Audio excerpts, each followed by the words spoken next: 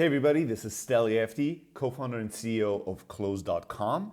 And today I want to talk about selling in a crisis, how to do it successfully, how to survive this unprecedented time that we're going through, and how to think about it from a sales perspective. Now, full disclaimer, obviously I don't have all the answers. I'm going to share with you some of the things that we have done that have been successful, and many of the tactics and approaches that we've seen successfully implemented from other teams and other companies. But we wanted to do something more than just give you a summary of this in this talk. We put together a little book, actually a pretty big book. It's called Leading Sales Teams Through Crisis. And we collaborated with over 30 industry leaders to put together a kind of A to Z resource to help you and guide you through this time. We've worked with companies like Intercom, Zapier, PandaDoc, Gong. Like a lot of amazing sales teams have contributed to the book. If you want to have it, you can get the free download at close.com/resources, close.com/resources, or just send me an email, steli@close.com, and say book. I'll know what you need and mean, and I will send you the link to the book so that even after this talk, you'll have a resource that's with you and that you can use to find answers through the coming weeks and months. All right, let's dive right into it.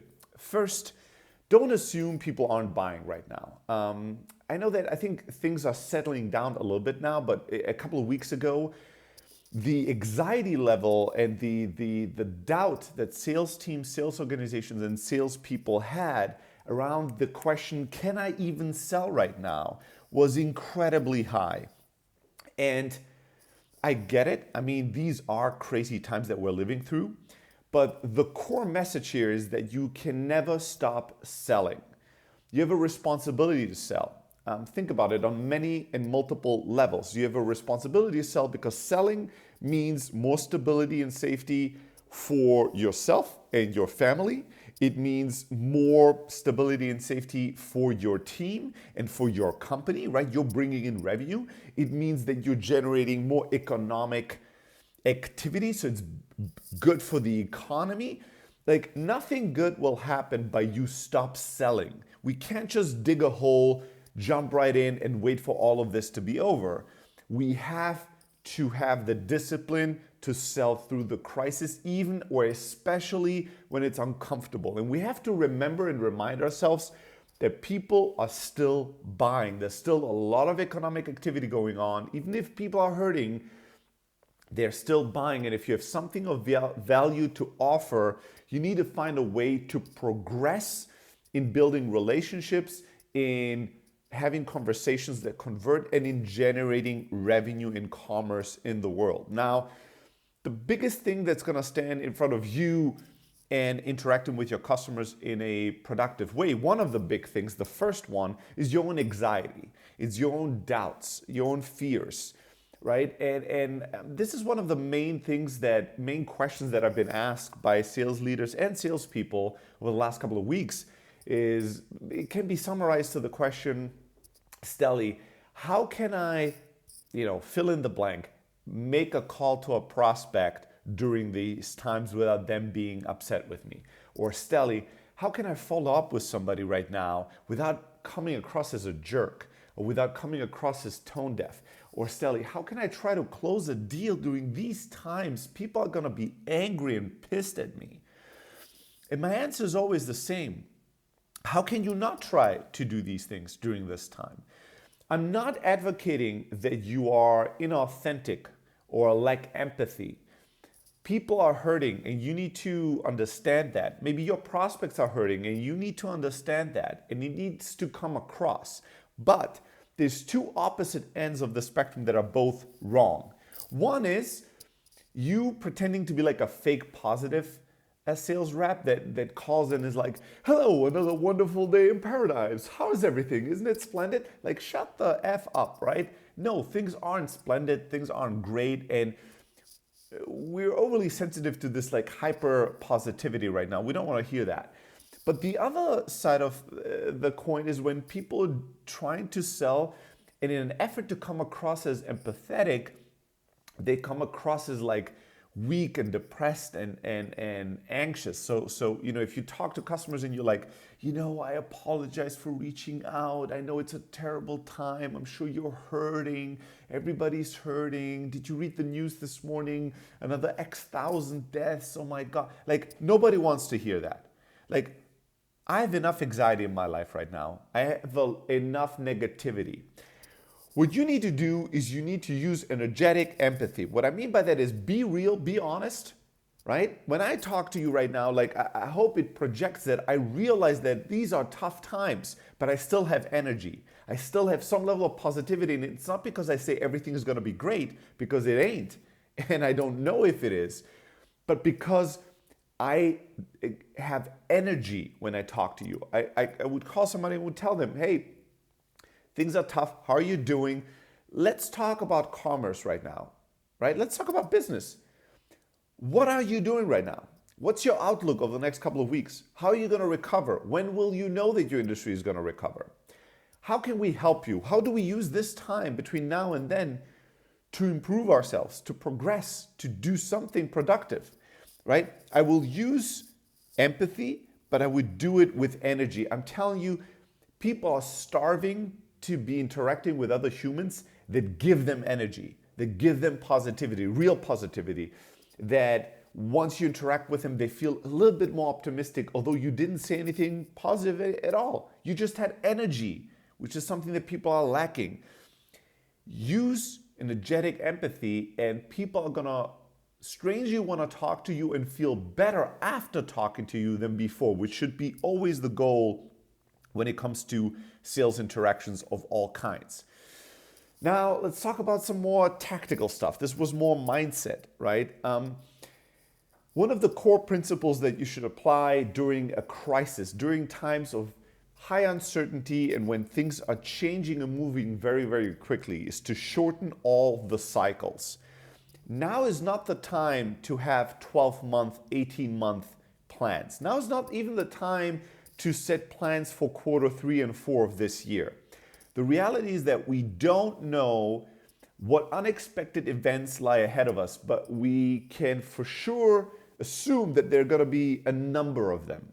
So it's futile to plan long-term, to set long-term plans. The way to react during times that are fast changing and that have crisis in the center of them is to shorten your planning and your communication cycles. And what I would suggest is that you do 2-week sprints for the next couple of months, for the foreseeable future, instead of having monthly plans or even quarterly plans and goals. That will help you to adjust and adapt quicker.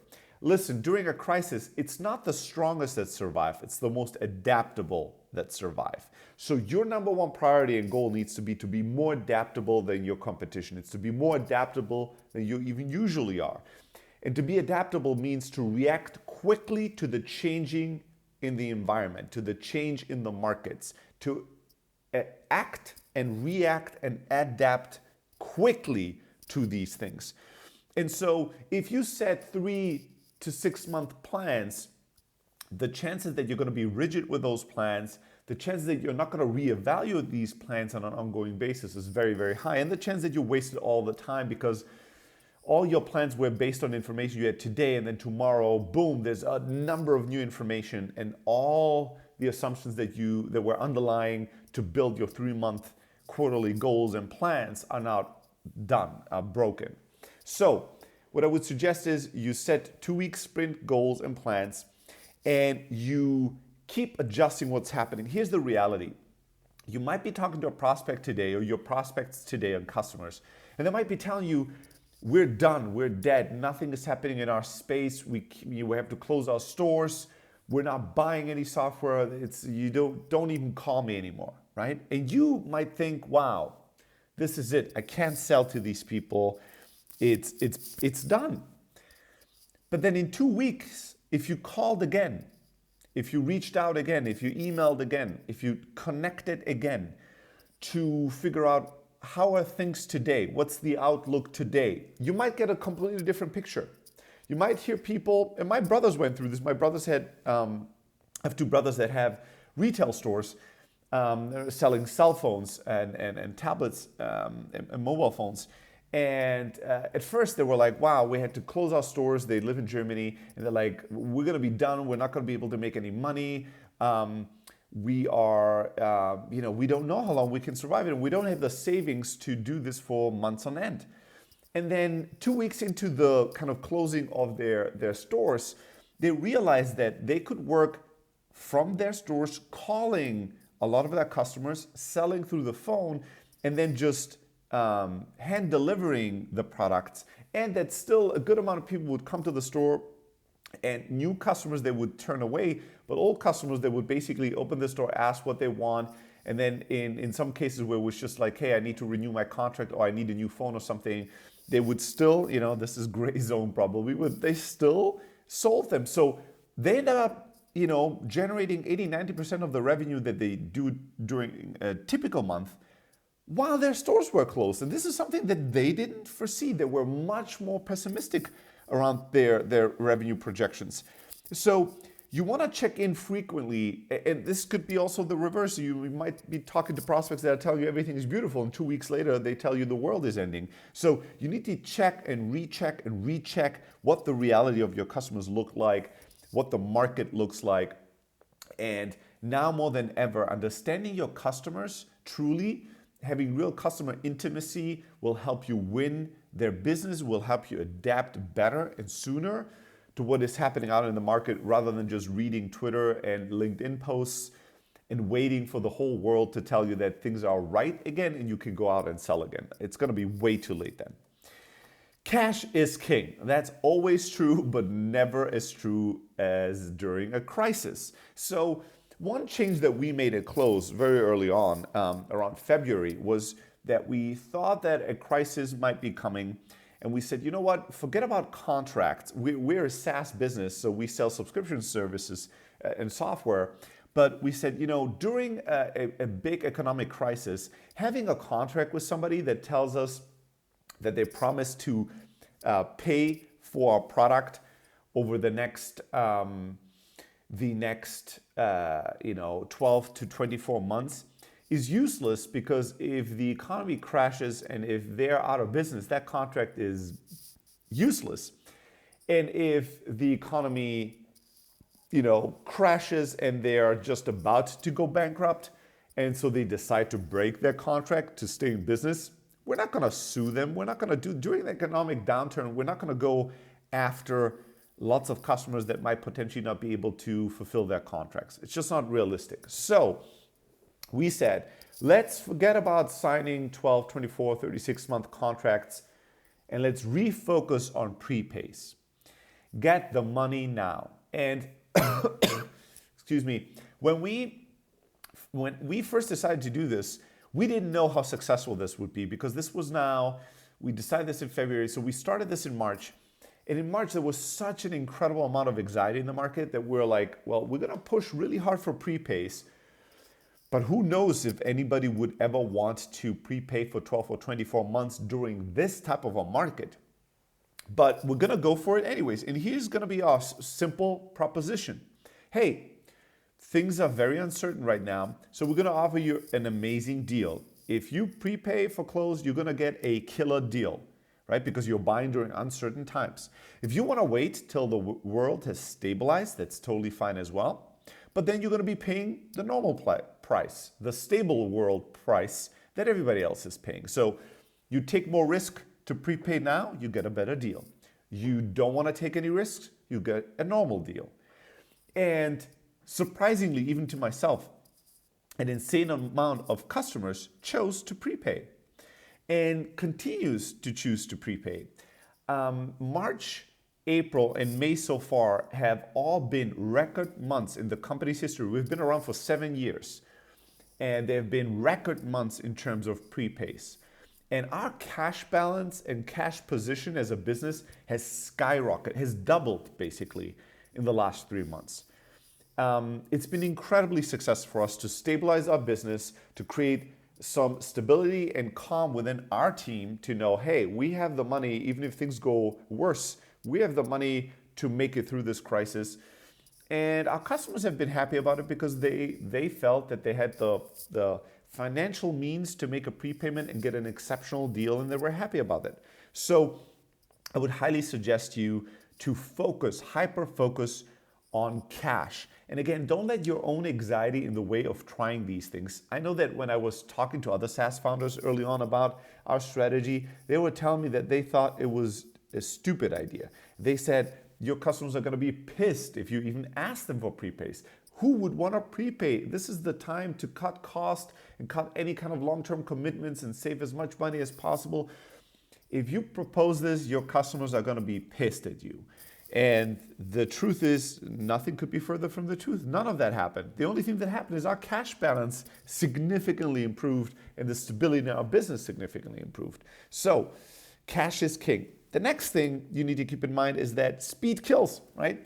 And this is another thing that's perplexing me at times. Right now, and during a crisis, because the world is changing so fast, because there's unexpected events in our future that will change and shift the sentiment in the market and how people and businesses operate, time to close a deal is more important and a higher priority than the total deal value. So I see this all the time in all kinds of different scenarios over the last couple of weeks where sales reps and sales teams will overly negotiate for details on a deal and waste days and weeks as if they have all the time in the world instead of just getting the deal done. And usually my advice is the opposite. I would always say that, you should have more time than your prospect when negotiating, right? Whoever has time is leverage. And you should optimize the deal to be the best deal it can be for both sides and not compromise on it. And I've had negotiations that were very long, and I drew them out longer than they needed to optimize them, and it was the right thing at the time. But during a crisis, during a global pandemic, during a potential economic downturn that's going to be painful and long, I don't think it makes sense to negotiate deals any longer than they need to be negotiated. Just try to just get the deals done. Don't worry about the details. Don't optimize on the percentage point, right? We could make 1% more money if we just negotiated 3 weeks longer because I think they're going to cave.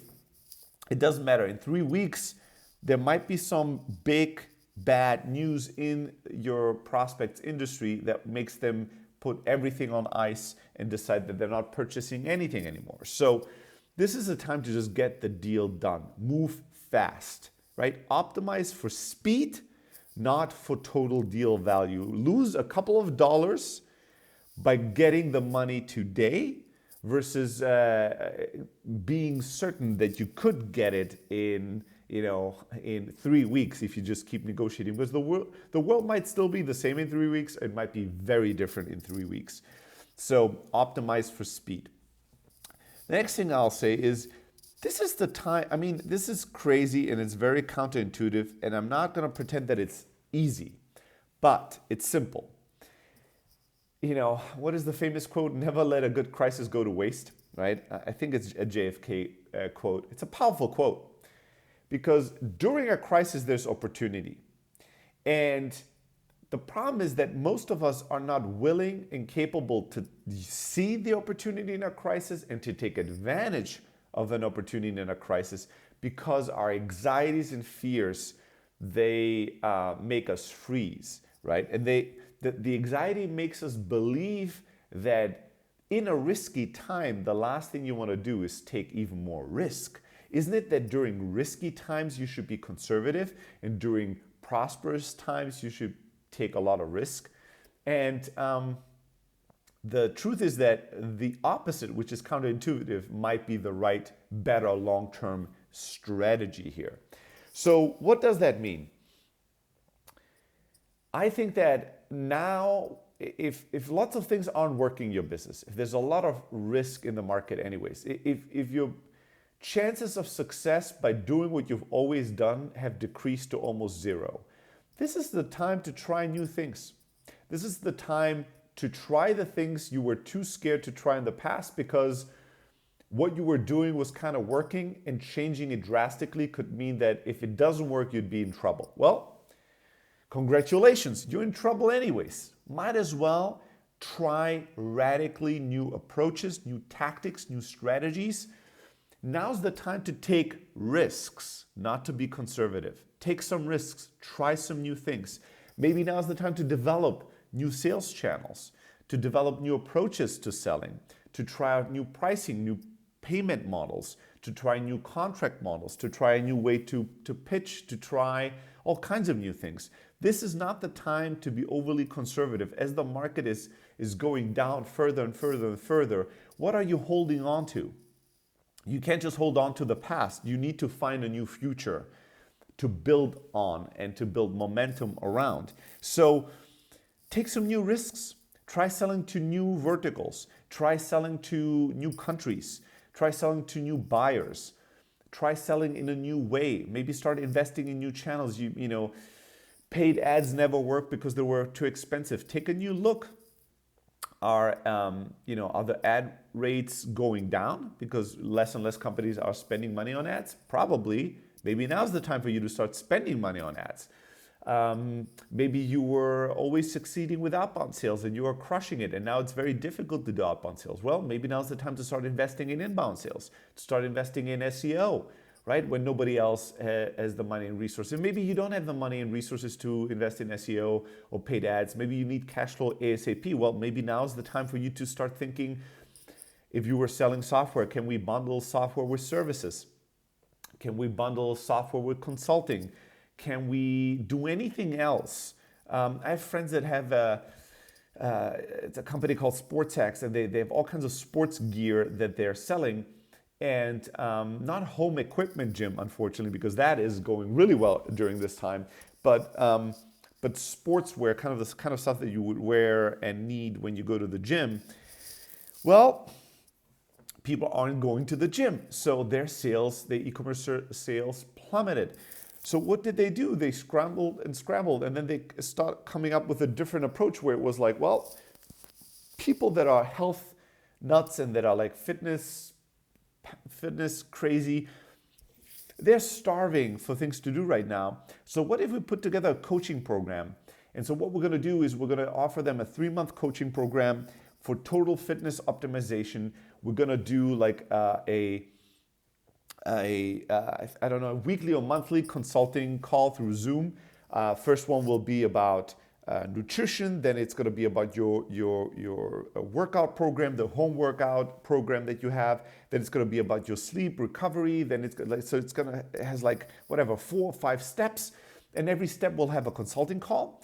It will have a gear, like they would sell you, for recovery. They partnered up with this company that have these special pillows that help you sleep better, and so on and so forth. So they partner up with some other companies, and it'd be like every month we'll send you a piece of gear that helps you with these items. We'll do a Zoom call with you. We'll send you emails, and it's going to be a whole coaching program.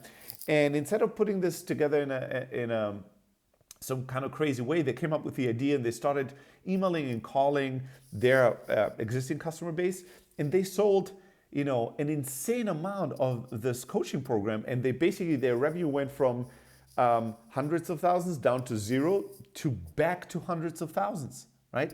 They adjusted, they adapted to this new market to survive. This is the time to try new things, to take new risks, to develop new channels. Now's the time to find opportunity during the crisis. No matter how difficult and scary it seems, now is the time. There's a few people that reach out to me all the time. They go, well, Steli, my buyers just can't buy right now, right? It's just impossible. Let's say I'm selling to a certain group within the enterprise, and all the budgets are frozen. So no matter how experimental I am, no matter how much I keep selling through this crisis, no matter how positive I am, people just can't buy right now. So what the hell do I do? And I tried in different countries, in different verticals, just nobody that I could possibly ever sell to could buy. Well, second best thing, if you cannot get their money, the second best thing you can do is to fill the top of the funnel, to fill your funnel, right? So when budgets get unfrozen again, when money flows again, you're first in line. So ask yourself, what steps can you take today? What steps can your prospects take even when their budget is frozen? So I'll give you an example. Some teams, what they do right now is they talk to customers they cannot buy, but they tell them the value proposition of the pitch is, well, things are very quiet right now. You cannot buy, but maybe now is the time to optimize your business. Maybe now is the time to upgrade your business to the new reality that we're going to see in the future. That's probably going to require you to be better equipped with software, run more efficiently, be less dependent on X, Y, and Z. And what I would suggest is during this downtime is maybe the perfect time for you to take a look at new software like ours, evaluate it. We're going to train you on it.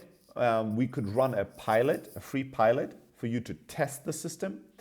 Let's figure out if this could significantly improve your business.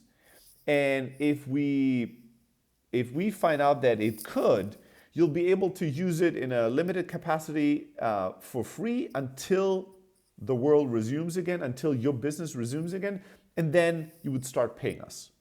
And what you do, in effect, is you take all the steps, of demoing the product, of answering questions, of customizing it, of running a pilot, maybe even of, finalizing contracts and going through procurement. You can do a number of things so that by the time they are convinced that this would be amazing and they would want to buy it, all you have to do is wait till budgets are frozen. Now, no, this is not an optimal strategy, but it's better than nothing.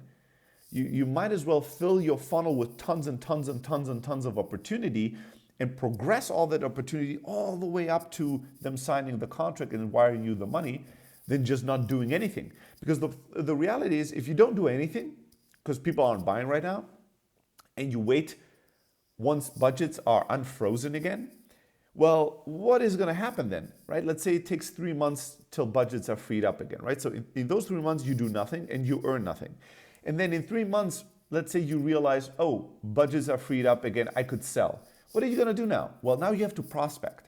Well, now you have to demo. Now you have to run pilots. Well, it's going to take you another 3-4 months before people start wiring you money. So instead of having just had 3 months of a period of no money, you've extended it to 6 months. And it was your fault, not the market's fault. It was because of your inactivity, not because of frozen budgets. So if you can't do much, the least you could do is fill up your funnel as much as possible, create as many warm leads as possible, and push deals as far as possible till the money can be wired.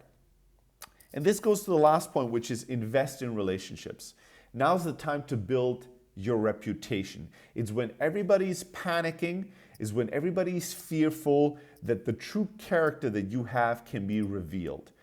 Now's the time to be a true human and be good to people and show that you care about them long term. Now is not the time to be selfish.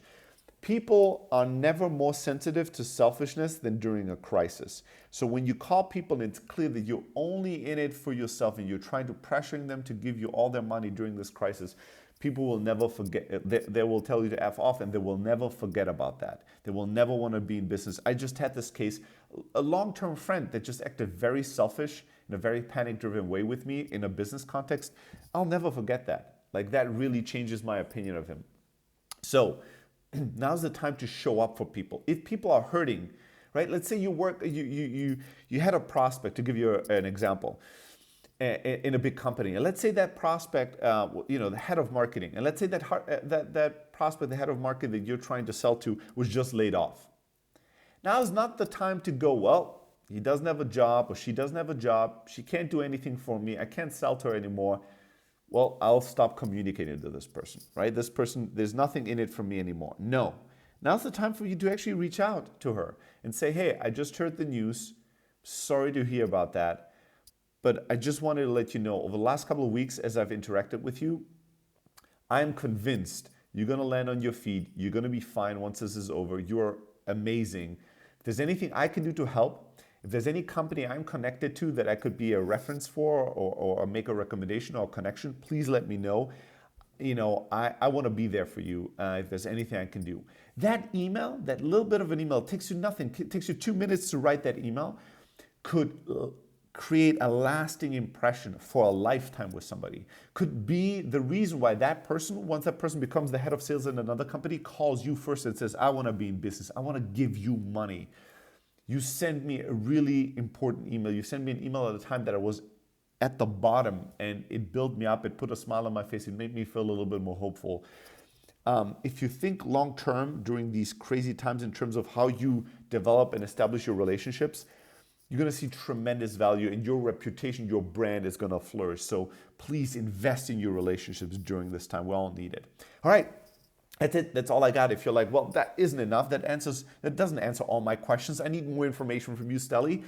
You can always send me an email, steli@close.com, Selling During Crisis. I'll send you more resources that we developed. If you want, you can go and download our newest book, Leading Sales Teams Through Crisis, at close.com/resources.